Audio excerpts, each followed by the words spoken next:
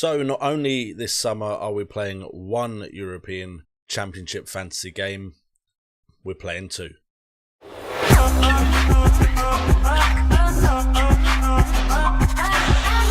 Hello there, hope you're having a great Friday. What is up, guys, and welcome to FPL Today and the Euro 2020 official fantasy football game. This is the game you can go and find on the official European Championship website, and I know a lot of you guys are playing this, so we're going to cover this as well, although like I said in my previous video, my focus probably will still be on the Fanteam game, purely because it allows me more time between transfers, and also there's a lot less bringing in and taking out players. But we'll get into all of that. Before we do, please do hit that like button, subscribe, and hit that notification bell for FPL. And if you want to join Fanteam, there is a link in the description down below. And anyone that joins through that gets entered into a chance to win a free ticket to the Euro 2020 Fanteam game.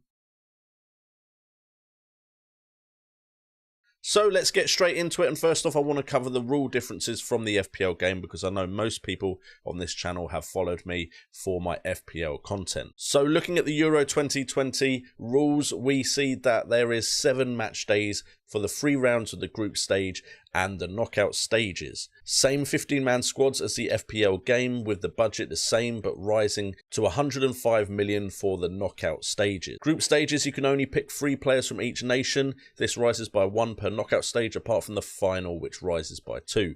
So in the round of 16 you have 4 transfers, in the quarterfinals you have 5, in the semi-finals you have 6, and then it rises to 8 for the final. A major difference is you can change your captain throughout a game week. So the first fixtures of the group stages, you can change your captain day by day. You can also manually make substitutions of players if you're not happy with their points. So this leans into a strategy of picking the players for your starting 11 that play first in a game week, and then if you don't like their points, you can substitute them out for a second bite of the apple. The same goes for your captain every single day, which is why this game is a little bit more involved than the FPL one.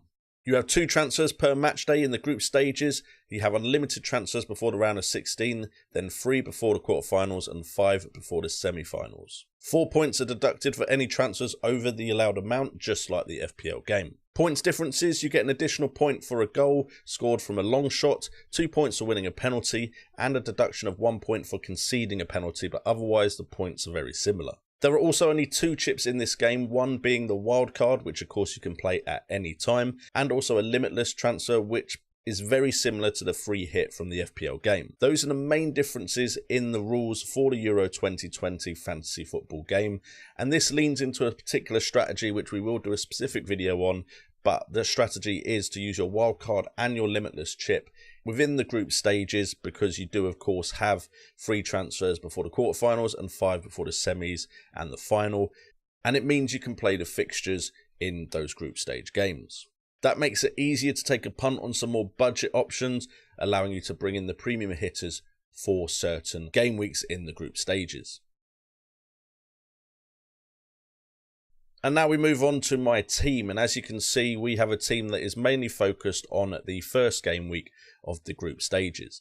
Now this could definitely change, and some of these players are a bit of a risk, so as we get closer to the time of the kickoff of the European tournament, we will have a better look at whether players are going to start or not. But we do start off with Lewandowski and Lukaku up front, because Lewandowski and Lukaku's fixtures both look decent to me, and of course Belgium are definitely in a group where it looks like they could have a pretty good group stages. I don't think I have to say much about Lewandowski, but in the European qualification stages, he did play 8 times, managed to get 4 goals and 2 assists, whereas Romelu Lukaku only played 4 times, however he got 5 goals and 4 assists in that time, so definitely great numbers, and Lukaku has been in great form since he moved to the Serie A. We do also have Wind up front for Denmark, although that is a bit of a punt right now. He does have Finland in that fixture, and if he starts, that is a decent fixture for Denmark, I believe. So we've gone with a little bit of a punt on a cheaper striker, but that could of course change before the tournament starts. In midfield, we have De Bruyne, Dennis Olmo, Bernardo Silva and Nego from Portugal.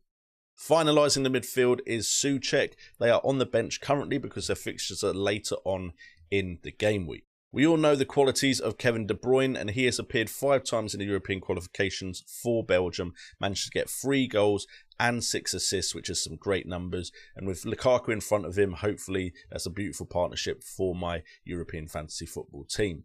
We then also have Bernardo Silva, who for Portugal seems like a massive and great asset, managing 3 goals and 5 assists so far in the European qualifications for this tournament. Unfortunately, we don't have numbers for Dennis Olmo or Nego, but we do have numbers for Souček. He has done great in the Premier League. However, he's only managed to get 1 goal and 1 assist for his country in the European qualifications, but we know he can pop up with points, and he is a decent price in the European fantasy football game. And then in defence, you can see all 5 of our defenders start. The main defender being Bonucci, who will have the captaincy armband for the first game of the tournament. If he manages to get a clean sheet and any sort of assist or goal, he may keep those points for me for the rest of that game week, but we have to see how he does. But he is the only player out of my team, apart from Donnarumma, that plays in that fixture. We might look at an Italian attacker because of this, with our strategy being the way it is. But right now, Bonucci is the man with the captaincy armband. And he is joined by Torres from Spain, who looks like a great asset, who might have broken into the Spanish side. We'll have to keep an eye on that. Denayer, who also looks like he might be in the Belgian defence, which means we've gone quite Belgium heavy in this one. And Bednarek coming in for Poland because he looks pretty nailed on, and that's a fixture they might get a clean sheet in. In goal, we've got Donnarumma and Kasper Schmeichel.